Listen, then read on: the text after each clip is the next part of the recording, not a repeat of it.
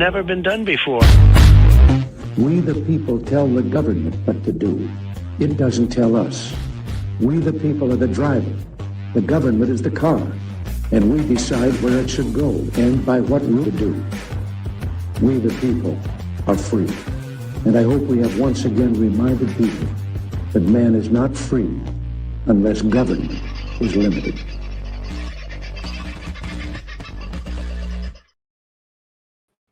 G'day, folks. How are you? I hope you're having a bloody decent time of it. And what is it? Thursday. So, getting ready for the cruise. God, I got to tell you, I thought I had things under control. I got to tell you, I have nothing under control, and things are changing on a daily basis. First thing I need to figure out, though, is if you can hear me okay. I have changed the position of the microphone, and if you see me looking around, it's because I've got things positioned a little differently tonight because I'm going to be doing a lot of reading, and rather than looking like that, I thought I'd look at what I'm reading and at least vaguely look like I'm looking at you. But the microphone is up here. So let me know whether or not you're hearing me all right in the chat. If it's too loud, I can turn it down. If it's too soft, I can turn it up a little bit. So there's a thumbs up from What The, which is good because that's much better than a toes up. He'd have a harder time doing that. Sounds good. Thank you, Aussie Sue. God love you all. Eddie, what's all this? Can't find the prompt. Yeah, please feel free to join. If you are subscribed, if you hit the join button, you are able to join a little deeper, so to speak. I think that might be what you're referring to. Thank you, Addie. I did star a heap of comments and lost them. How stupid is that? I'm going to have to look on the other one here for a minute. As always, Aussie Sue, thank you so much. God, you're doing well. I hope that the island treats you well. It might be a bit wet out there at the moment. There's a bit of wet all across southeast Queensland. I see, was it Robert in the chat at Boona saying that there's been a bit of rain out there and more coming, and I'm sure that will be the case. Mostly sunshine. Oh, well, there you go. Pretty good out there on the island. Stu, AWOL. He's having a pretty good time down on the Murray. 38,000-foot Qantas and Virgin Planes are still spraying us. The bastards is all I can say there. Not at all surprised. Don't mention the self-service pay at Woolies and Cobram. They're asking for donations for farmers.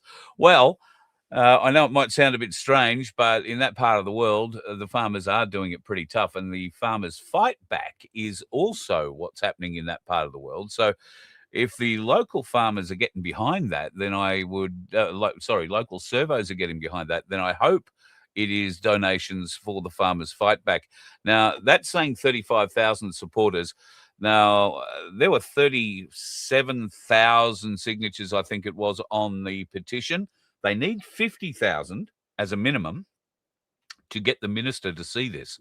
So please go to farmersfightback.com/petition and sign it and get your name there along with at least 37,000 other people to help support our farmers, and particularly through the Western and Central and Wimmera districts of Victoria at the moment.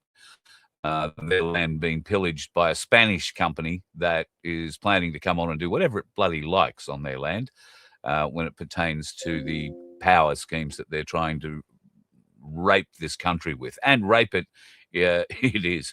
In fact, we're not really covering it tonight. I would commend you to go and check out Topher, though. He's put a video up about Malcolm Turnbull, the slimy piece of shit. And the Snowy Hydro system, which he drew up on the back of a paper napkin, you might remember, some years ago. Of course, now Malcolm no longer a prime minister, no longer in politics. And where is he? Well, he started up a renewables business based around Snowy Hydro 2.0. What a surprise. There is criminality in that man up to here, and it has to be sorted out. And tonight, folks, I may be able to give you some hope that that is coming our way. Who else left me a few messages here? We'll get on to what they're here in a minute.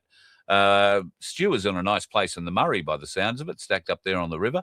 Hope you're doing all right, mate, and stay safe. Hello, Gail. Been a while, got to say, but glad you're watching. Lovely to have you with us, and stay with the fight, girl. We're doing it hard, but we're doing it. That's about the best we can do, I think. Keep doing it. And my word in there, a lot to be doing. So let's do a little bit of an update on this bloke to begin with. Doctors are all saying, looking good for a bloke who's only got 3 toes on your left foot, got to say.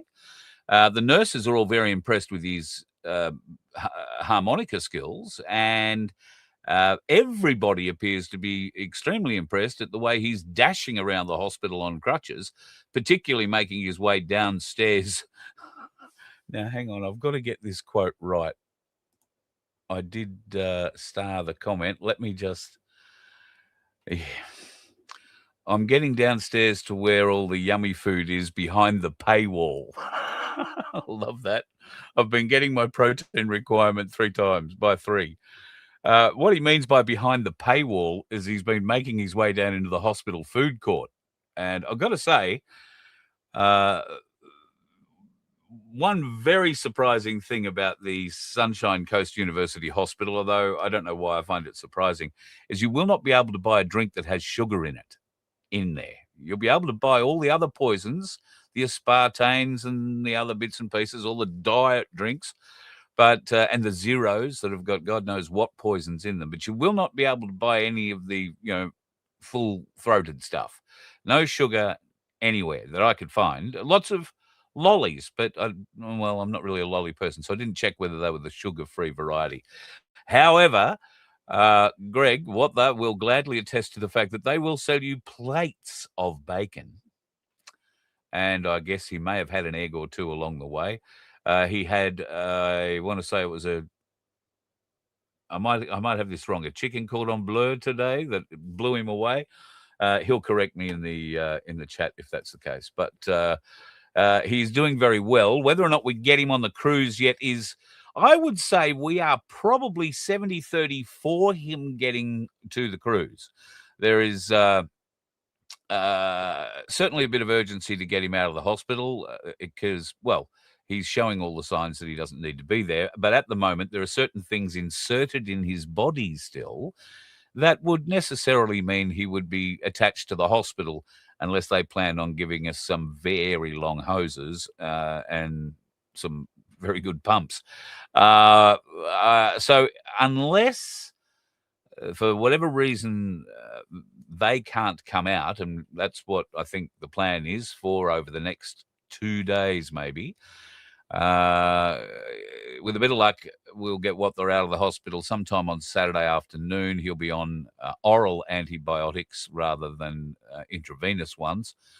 And he will be in boot, wrapped up rather solidly, and needing to run a few errands very early on a Monday morning that is a public holiday in Queensland, folks. So if you are coming on the cruise and you're expecting to be able to pop into the shops and do a few things on the way to the boat, you might want to rethink that. It's a public holiday because of, it's Communist Day. Yep, it's Communist Day. May Day.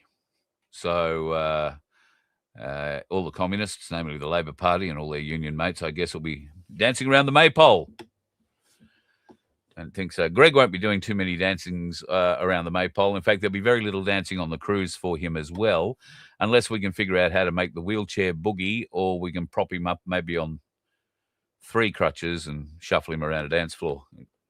It's going to get pretty ugly. All right, let's get into tonight, and let's kick it off with something that is absolutely atrocious news.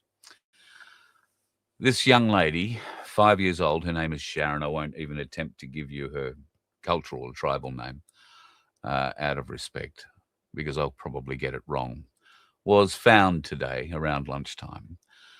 5 years old, she's been missing for 5 days. She was abducted from the camp that she was living in, a town camp they're called, outside of Alice Springs, by a bloke who just got out of jail fairly recently from all accounts. There were no restrictions on him. That means he's probably done every inch of the sentence that he was given. And then he wound up in this town camp and was seen wandering off with this girl after midnight last weekend, I think Saturday night, Sunday morning. Uh, Absolutely tragic that 5 kilometers down the road, apparently, they found her. They have found her underwear, his singlet, and both contain DNA. Her underwear contains both his and her DNA, apparently. It is truly a god awful circumstance that not enough Australians are talking about. I guess because it's a problem that most Australians, if you're like me, you don't really understand. You've never really lived it. You've never really seen it. You might think you've seen, people living tough, but until you have seen one of those camps, and I haven't. I've got to admit, the last time I was in Alice Springs was 1990, but I did go on a tour then with the then manager of Impaja TV, who took me around to a group of homes, commission homes that had just been built and had been handed over to some local Aboriginals as new homes to get them out of the camps. And within a month, I think it was 4 homes, sort of all on a block. All 4 had been stripped of anything wooden. Their floors had been torn up. There had been fires started inside the lounge rooms, which people could sit around and do what you do outside, except do it inside, sort of thing. Anyway, all the toilets were smashed, the showers, anything that was useful was smashed beyond recognition, obviously made completely unlivable, and then they all moved back to the camps. That's my last experience of Alice Springs. It wasn't great, but I was there one day, one night. I can't begin to think what these camps like Old Town must be like. Just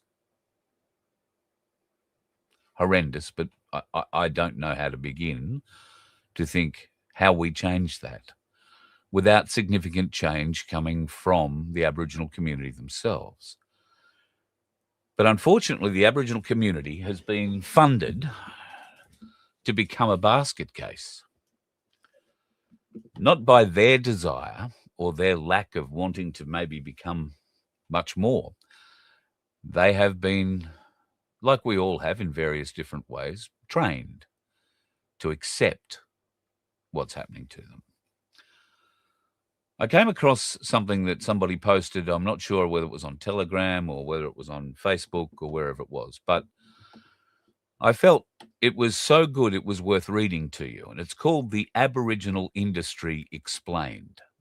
So it's a little bit long, so bear with me, but I guess you're kind of used to me talking, aren't you? Australia is told that this system exists to close the gap, but the gap does not close. The money grows, the bureaucracy grows, the consultants grow, the legal structures grow, and the approved organisations grow. Their numbers always grow. But the disadvantaged Aboriginal child, family, and community are still used as the moral shield for a system that too often benefits everyone around them before it benefits them. That is the Aboriginal industry. It's not the Aboriginal people, far from it. It's the political, legal, bureaucratic, and activist machine built around Aboriginal disadvantage. It uses disadvantage as justification, race as authority, and guilt as enforcement. When Australians question it, they're labelled racist. When communities resist land decisions, they're told the process is already decided. When the public votes no, the same agenda keeps moving through other channels. Australia never voted to hand its future to selected groups, funded bodies, foreign rights frameworks, and bureaucrats operating above ordinary democratic consent. And the cruelest part of all this is the people used to justify the system are still waiting for the benefit. That's why this may come as one of the biggest political scams in Australian history.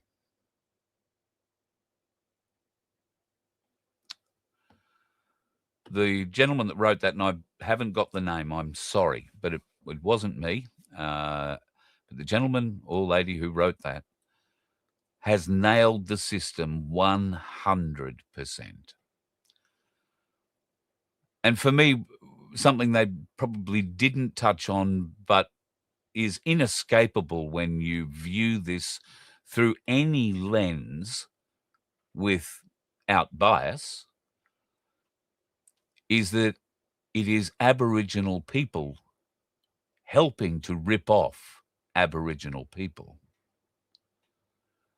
It is the land councils who, by hook, by crook, by knowledge or by disinterest, haven't figured out that they are being used. And I think many of them have figured out that they are being used, but then they profit from it. So it's very difficult to want to go back to one of those camps if you've been able to buy yourself a nice plot in Noosa and settle down. I'm not exactly sure how this gets fixed. I'm glad I'm going away on a cruise because I like to think I'm a problem solver. But I've thought about this whole Aboriginal thing for many, many years. I deeply respect and have some deeply respected friends that I grew up with. My only real experience with, I think these guys were Thursday Islanders, and a more beautiful family you couldn't hope to meet. But I've had bad experiences with the blackfellas of Australia too. And I've had plenty of bad experiences with, in fact, I'll go so far as to say I've had a lot more bad experiences with white fellas in Australia. So that division, that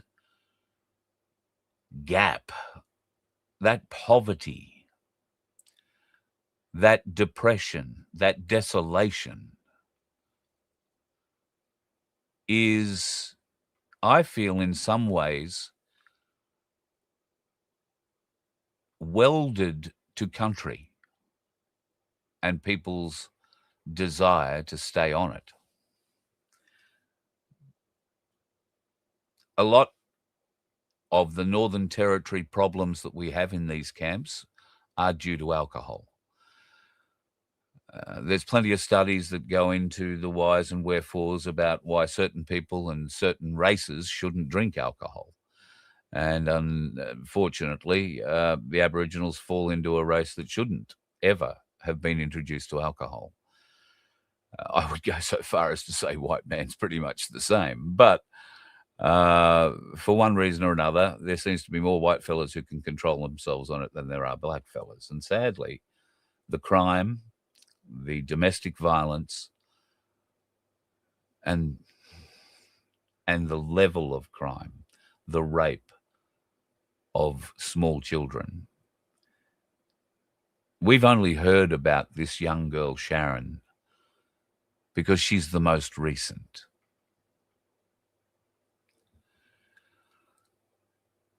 These children don't always go missing.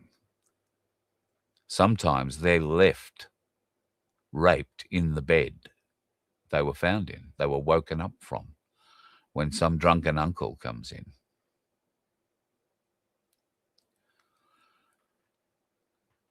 I understand the bond for family. I understand the cultural need to keep these kids close. But how can we keep them protected? And I'm not having a go at the parents or the grandparents, whoever in charge of the child at this time. From all accounts, everybody had done everything they could for where she was. I mean, she was asleep in her bed, although it's unclear that that was actually a room or anything. It might have just been a mattress in a darker part of the camp. But how do we fix this? It's not a matter of throwing more useless money hand over fist at the people who so far have grown very rich personally without making too much of an impact in the areas where the money really needs to go. And we need to make these people accountable. We might need to sell a Noosa mansion or two. Just saying. I'd like your thoughts on that. Please leave them in the comments. Quite often Australians are too scared to speak up, worried about being defined as racist. There is nothing racist, and there's not a racist bone in my body towards my Indigenous brothers and sisters. I see them as my Indigenous brothers and sisters. I don't think I've got enough air left in me to learn how to play the didgeridoo, but if I could, I would. Mouth organ's about as far as I can go. But we have to figure a way to stop this shit. We have to bring... It might be harder to bring, the older generations out of it, but we have to be able to break this cycle for the younger ones. We have to be able to do that. Now, if there are willing adults to break that cycle, then that means that there should be places built, safe places, communities built where these people can go and live. And the consequences of having alcohol or inviting dangerous people in are significant. And people like this piece of filth, they are banned from those communities for life once they get out of jail.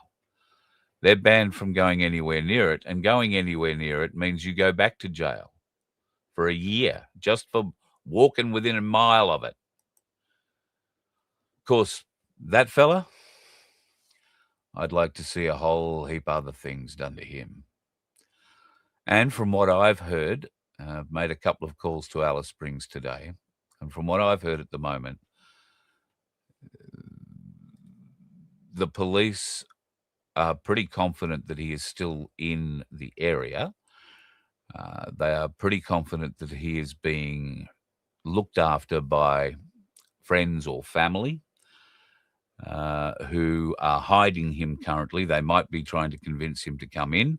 He may have lied to them and said, no, it's got nothing to do with me, and yada, yada, yada, yada, yada, bullshit. But at any rate, they have DNA, and they've matched it very, very quickly to him and to her. So I don't know how they managed to do that, but it's alleged that that's what's happened.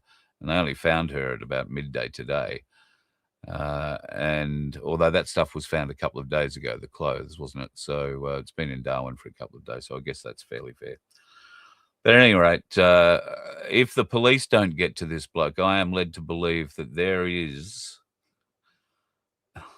a large group of men, including some very serious Aboriginal trackers, who are tracking this man, who are trying to find him. And they are going through communities in and around Alice Springs and are spreading out further afield, just in case this bloke was able to cop a lift somewhere. He would probably want to hope that the police find him first, because at least then he's going to get a jail bed and meals at our cost for the rest of his life.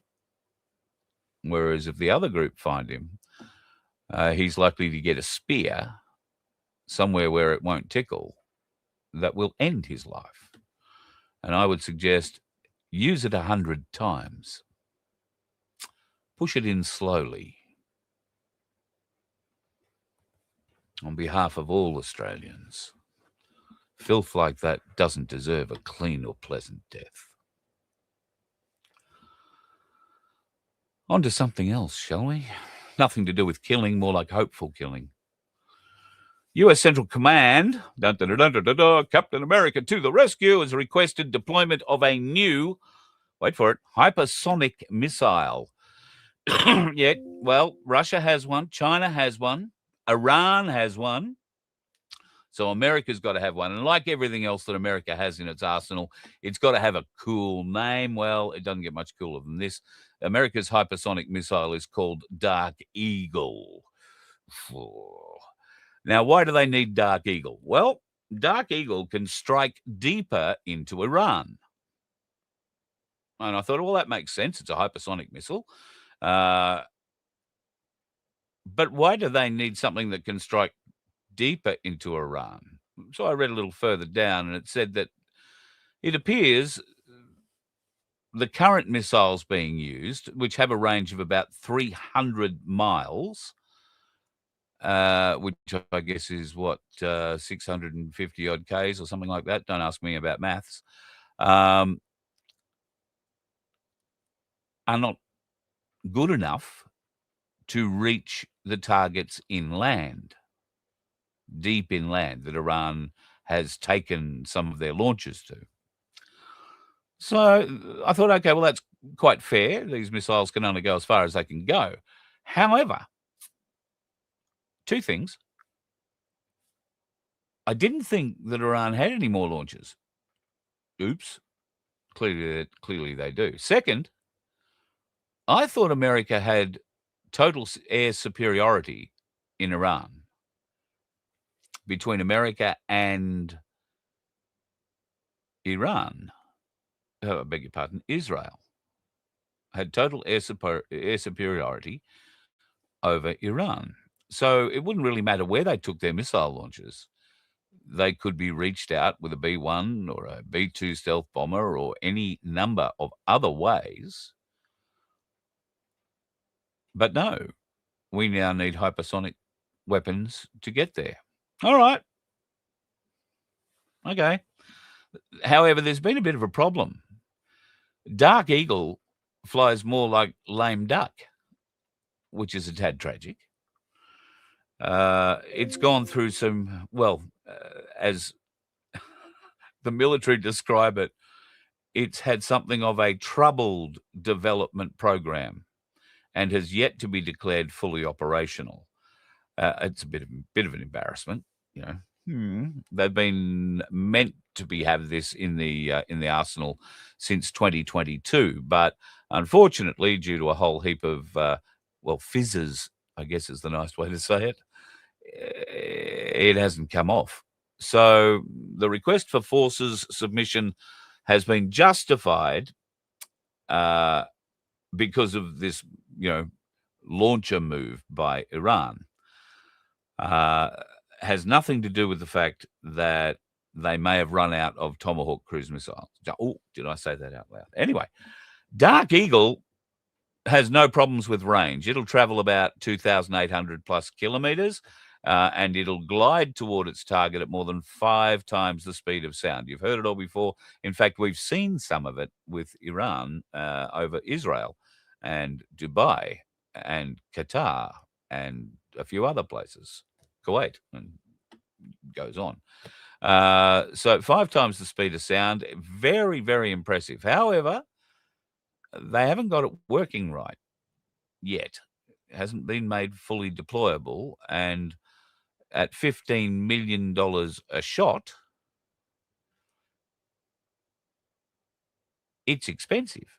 I don't think they'll have too many of them to shoot, because why would you be making $15 million missiles if they don't, in test, fly right? So I'm thinking that is going to be an interesting state of affairs, and we shall see what happens.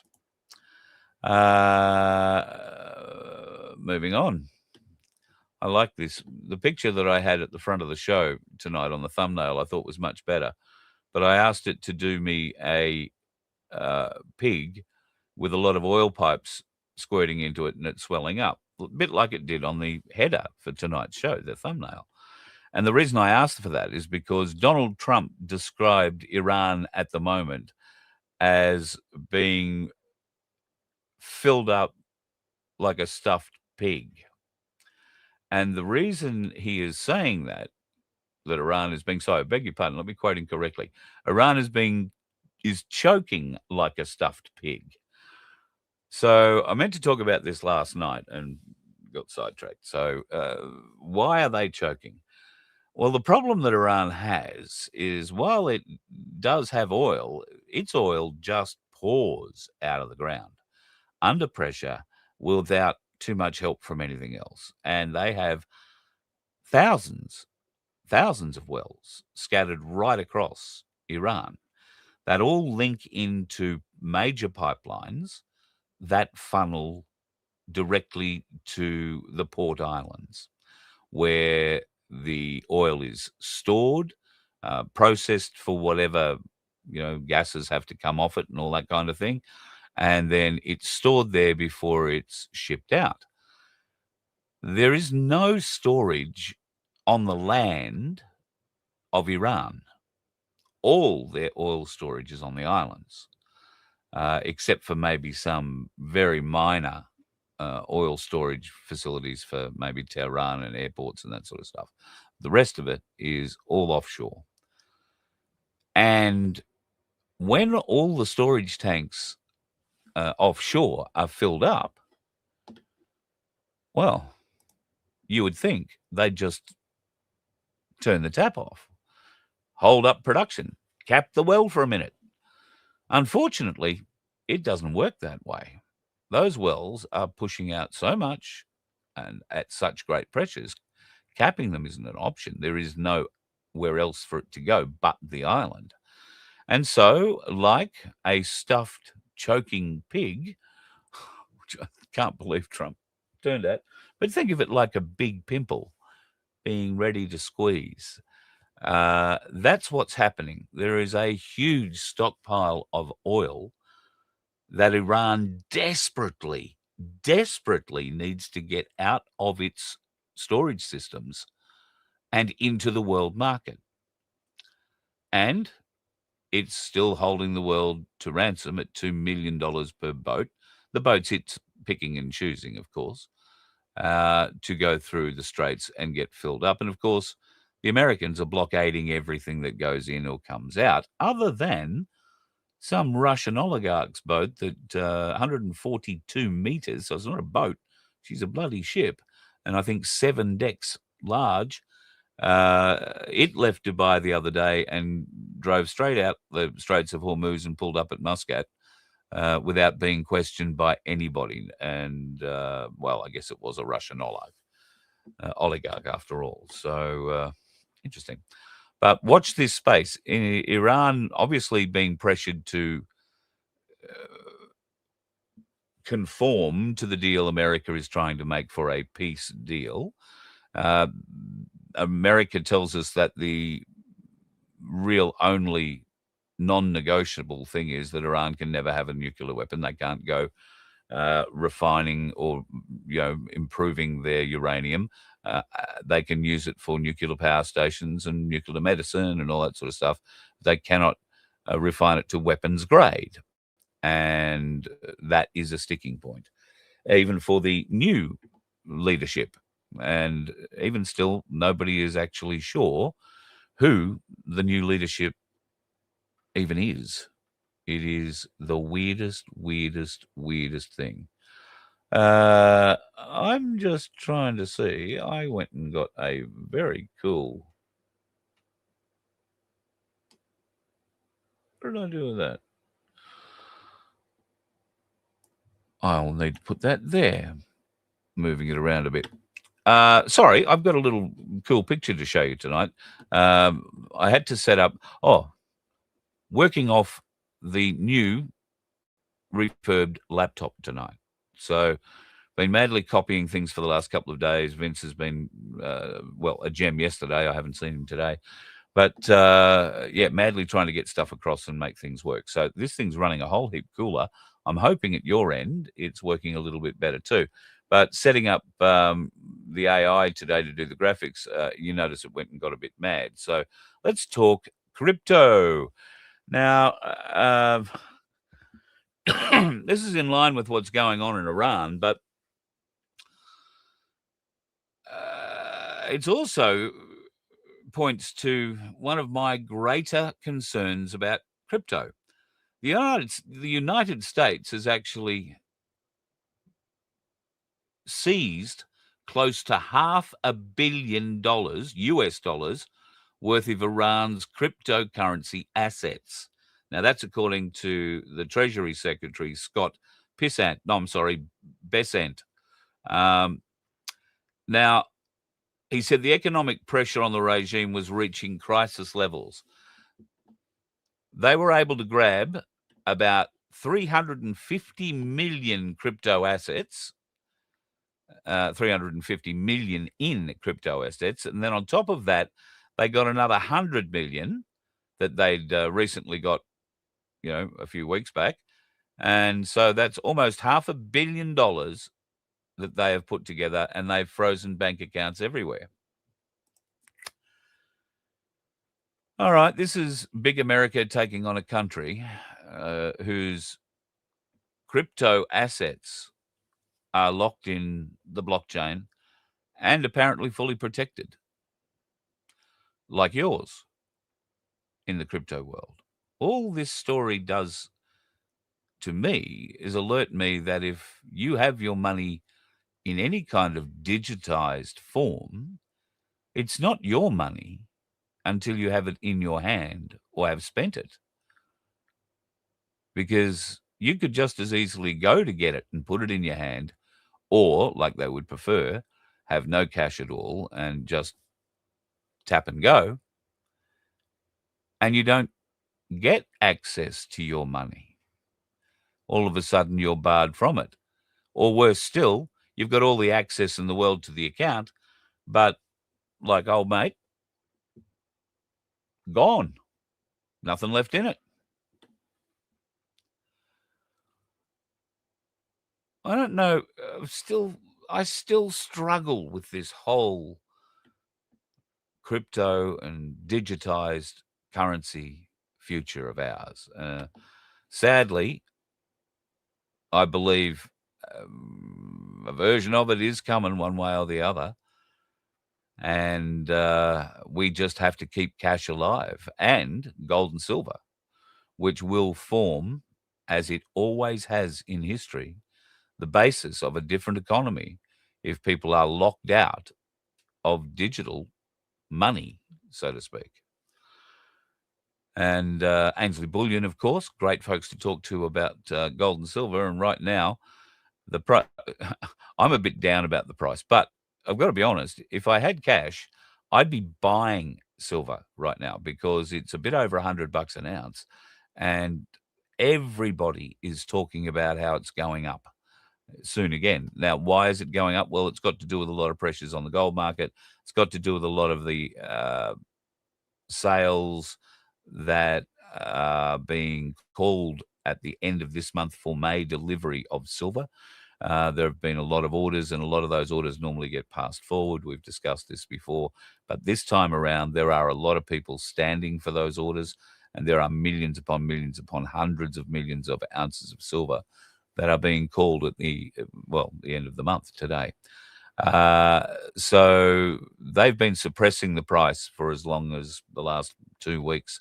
And if you're sadly like me, you've got to go and sell a bit of silver before you go on a cruise. It's a bad time to be doing it, but it's a bloody good time to be buying it. So ainsleyBullion.com.au. And don't forget, mention my name, put it in the notes section when you're buying, and my name or Voice of Freedom, and you'll get a little discount on that as well. I would highly commend to you, if you don't feel like forking out for a coin or a bar or a whatever, then the Ainsley Saver account's pretty bloody good too. I've been able to put in occasionally I've had $50. I say, right, well, I won't use that this week on something stupid. I'll do something for myself. And I just put it into the Ainsley Saver account online. And I've got that at the moment shifted all the way to gold, but I can shift that all the way to silver or halfway and half and whatever. And right now I'm ahead of where I started, or I'm ahead of what I put in. So I'm chuffed about that. At least I'm having a bit of a win in one area. And I can say I'm having a bit of a win in two because I don't own a house or a second or first or second other property.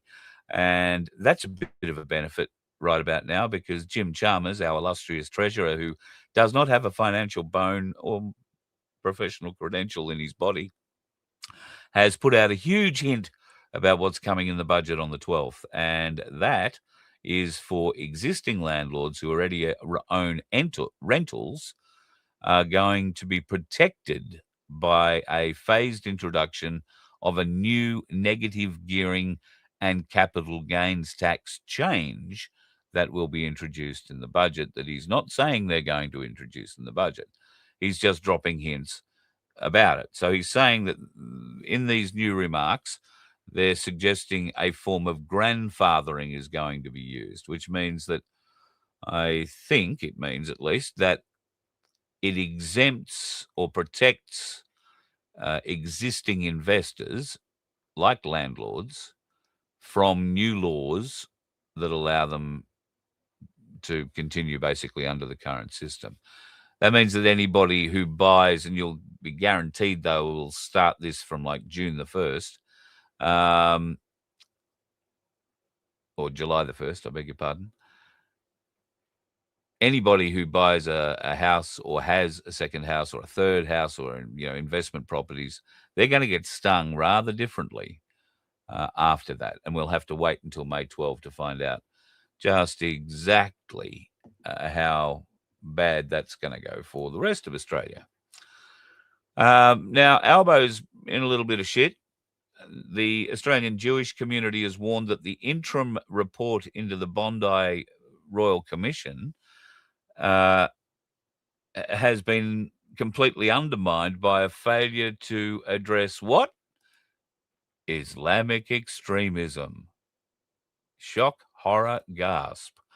So it's a 7-page report, and the Islamic State featured fairly recently by promoting the Bondi Beach terror attack.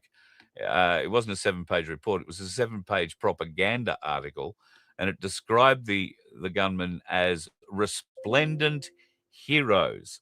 Now, this Royal Commission on Anti-Semitism and Social Cohesion has put this interim report out. No specific attribution to the Bondi Beach attack to Islamic extremism at all. None. But you'll be happy to know that Tasmania have gone to the federal government and have done it very, very directly, very bluntly.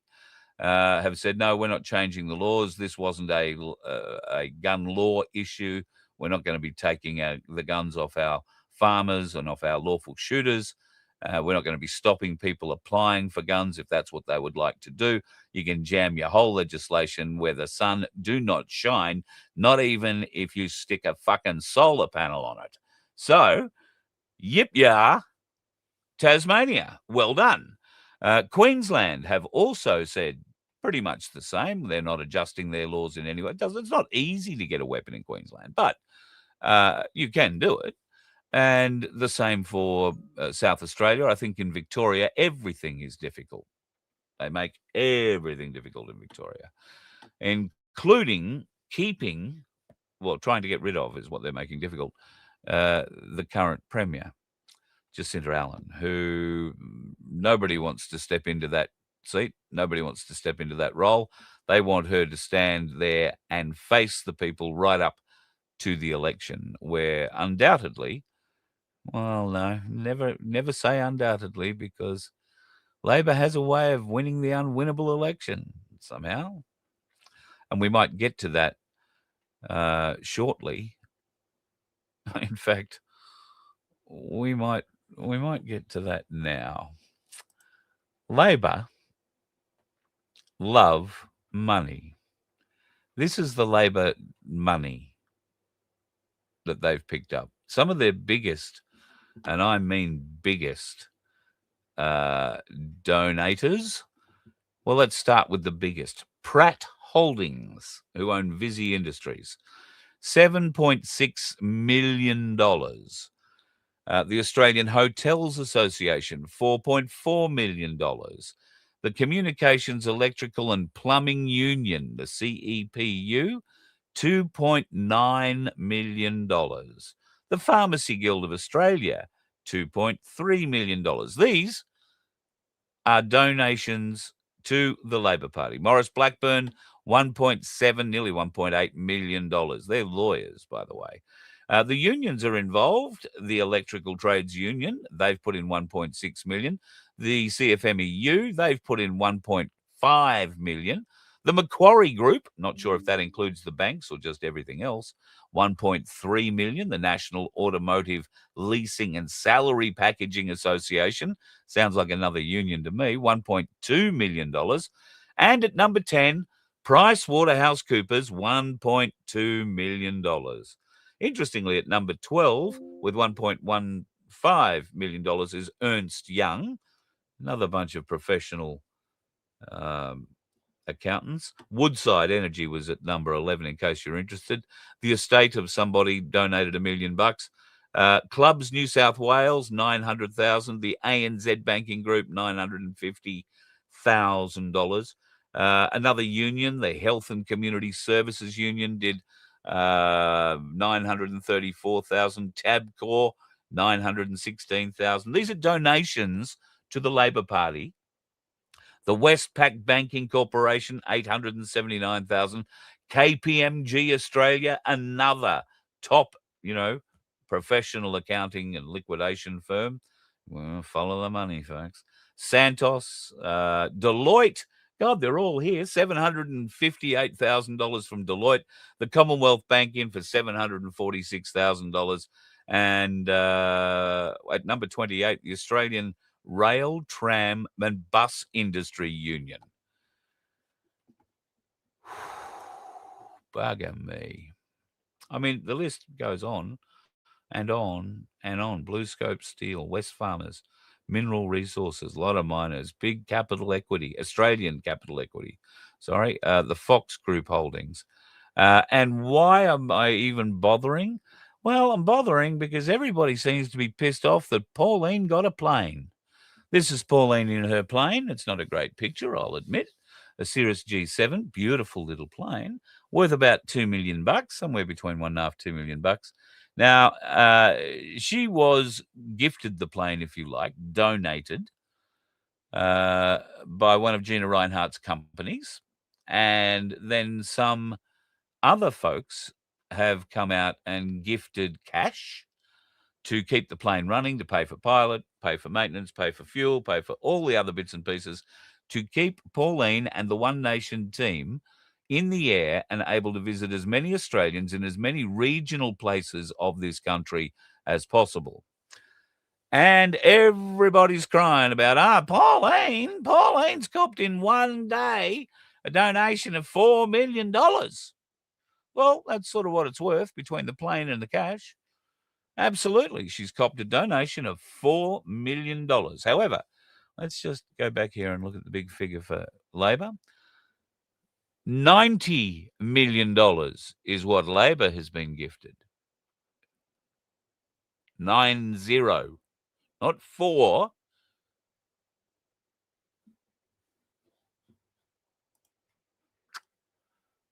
Bit of kettle and blackness being spoken about incorrectly, I would suggest. Not happy, Jan. I would prefer that the criminals were audited by the likes of PricewaterhouseCoopers or Ernst & Young, rather than them appearing in the criminal list that seems to be aiding and abetting in the alleged theft of our country's wealth and the continued slavery that we are induced to acquiesce to.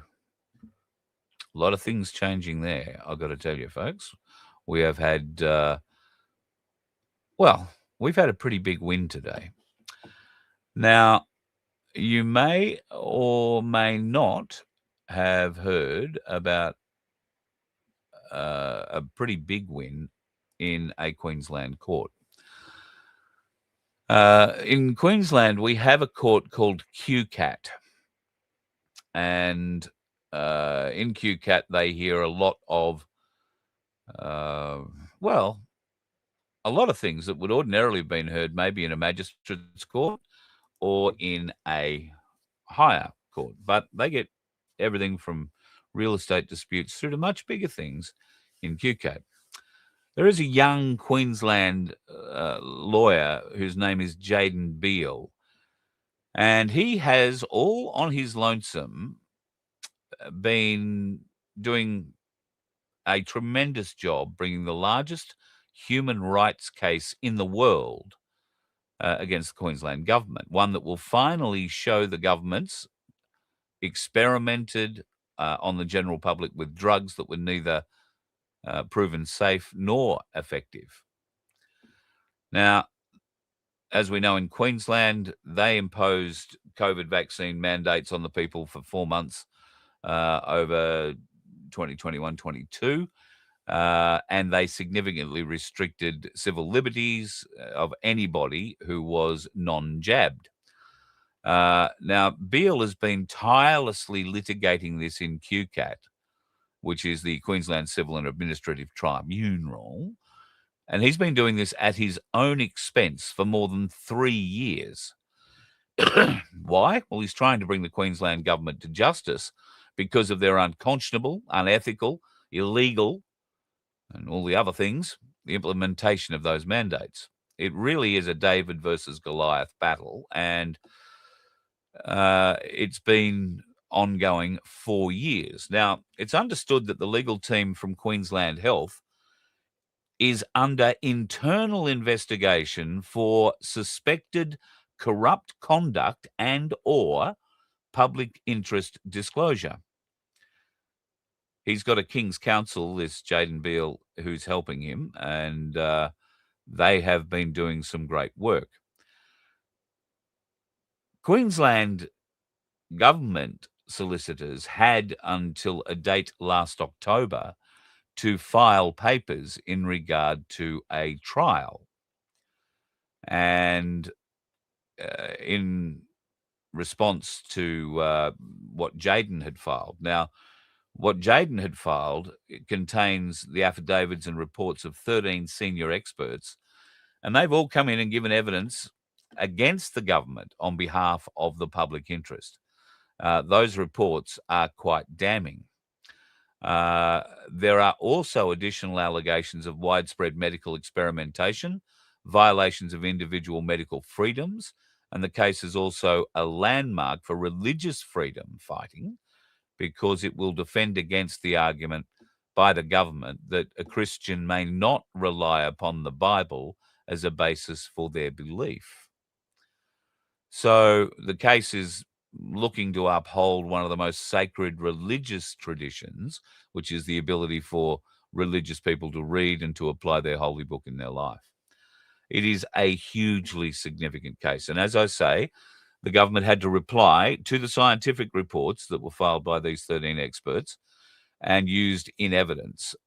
But after all this time, they didn't bother filing. So, for what is believed to be the first time in court history, the case, Jaden moved for the case to be ruled in his favour without a trial because the Queensland government didn't bother putting up an argument.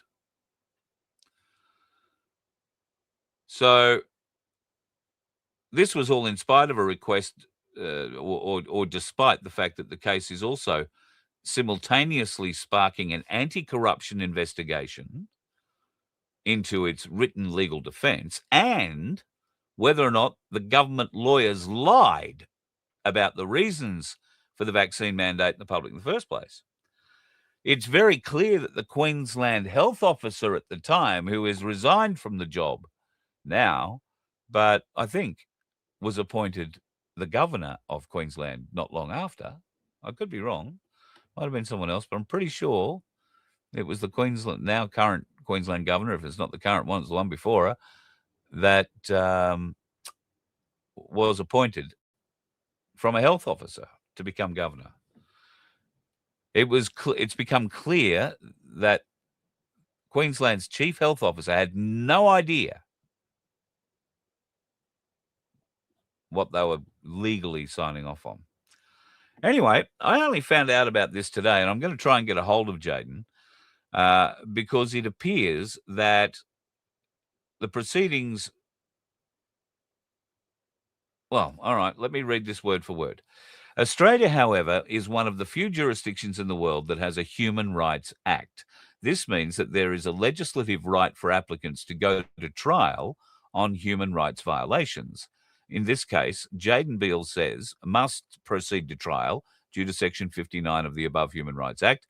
He has received notices and directions by the court confirming the matter will be heard today. I have heard through sources that he has won that case today. There has been no formal handing down of the judge's decision yet. That will take a week.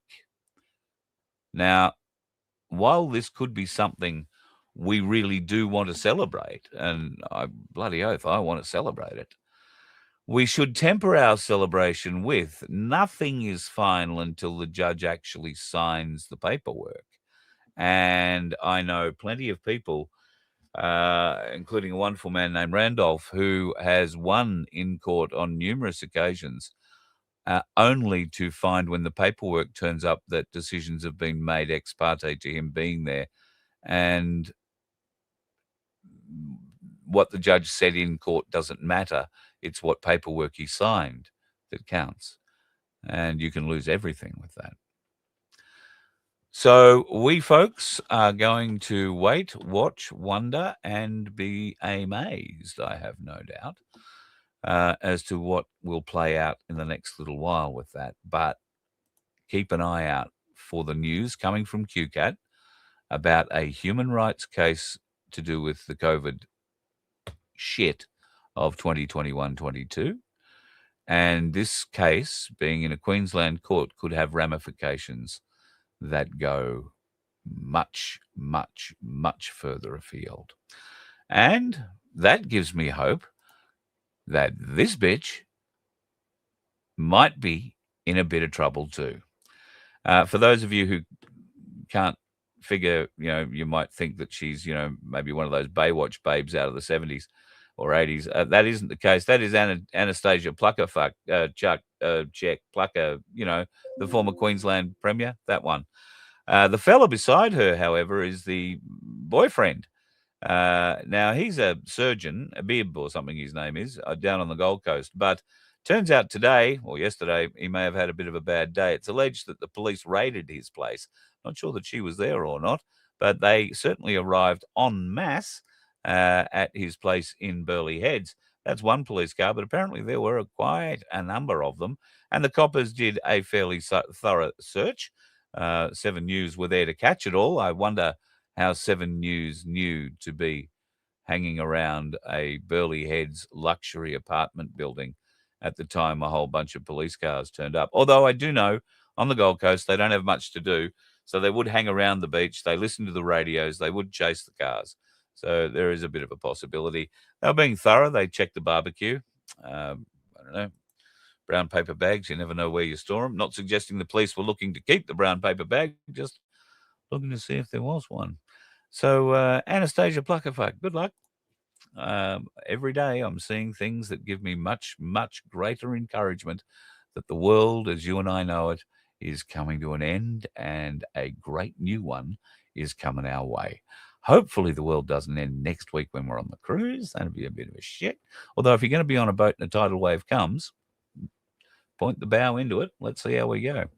Have yourself a bloody great one, folks. Look forward to talking to you tomorrow night. Don't miss tomorrow night's show. It's going to be a ripper. If you're unaware of the story of Matthew French, you are going to be blown away at what this young man has been through in his life and has been able to create from his trauma now to be able to help youth in this country. And if you've got kids who are under 17 years of age who are pretty hard to control, who are maybe heading down a path you prefer they didn't, then up to you. Let them watch this show, or you watch it for sure. This has to be done eventually with parents and kids together, because change has to be made basically everywhere.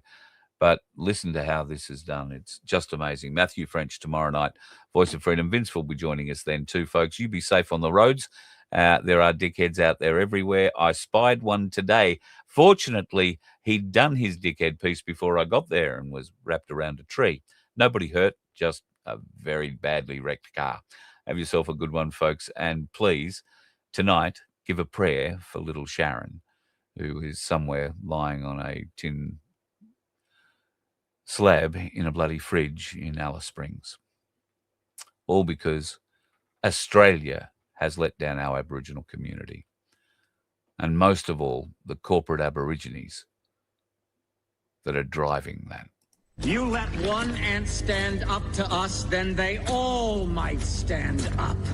Those puny little ants outnumber us 100 to 1. And if they ever figure that out, there goes our way of life. It's not about food. It's about keeping those ants in line. That's why we're going back. Does anybody else want to stay? Let's rock!